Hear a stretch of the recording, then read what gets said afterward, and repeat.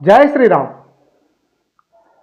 America అధ్యక్షునిగా Donald Trump ఎన్నికయ్యాక ప్రపంచ దేశాల ఆలోచన విధానాన్ని లేదా ఆర్థిక పద్ధతుల్ని, రాజకీయ ఆలోచనలను వీటన్నిటిని కూడా మార్చేస్తున్నాడేమో అనిపిస్తోంది.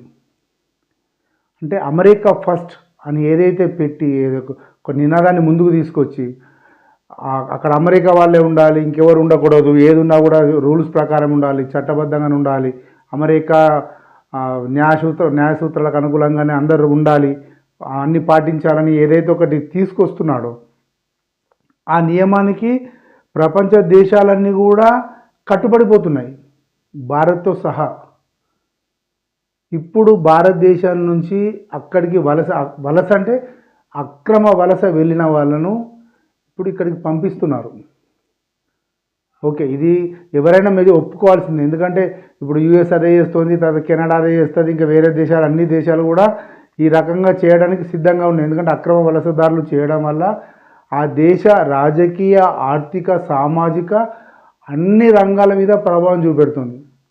వాడు దొంగతనం చేస్తున్నాడా, దొరతనం చేస్తున్నాడా, లేకపోతే బ్లాక్మెయిల్ చేస్తున్నాడా, లేకపోతే హత్యలు చేస్తున్నాడా, ఆర్థికంగా ఇబ్బందులు చేస్తున్నాడా, సామాజికంగా ఇబ్బందులు చేస్తున్నాడు అనే సమస్యలు వస్తున్నాయి. ఎందుకంటే వాడు చట్టబద్ధంగా లేడు, దొరికితే జైలు పడేస్తారు రాబోయే అన్న విషయం ఉంది.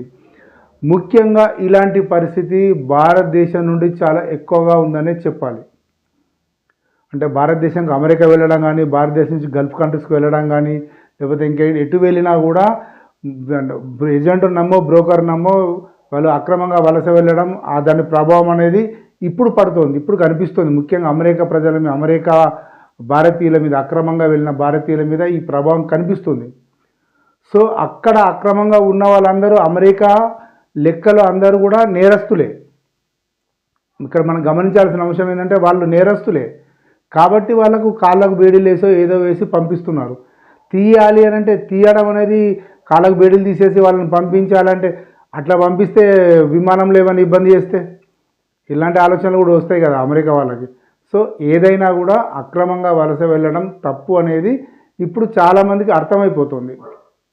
ఇంతవరకు ఒప్పుకుందాం.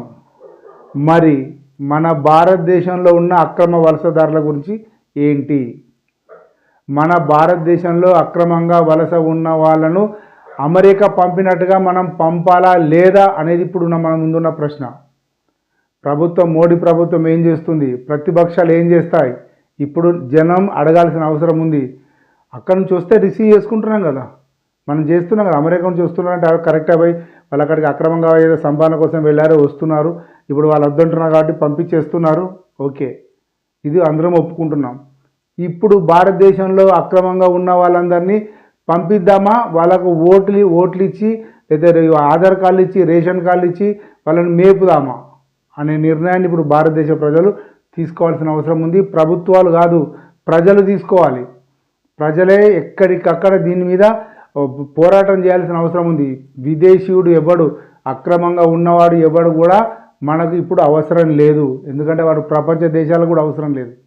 ఇక్కడ ఏదో నామక వ్యవస్థ వచ్చి ఇది ధర్మసత్రంలాగా భారతదేశాన్ని మార్చకుండా ఇకనైనా జాగ్రత్త పడాల్సిన అవసరం ఉంది అన్న వాదనలు వస్తున్నాయి.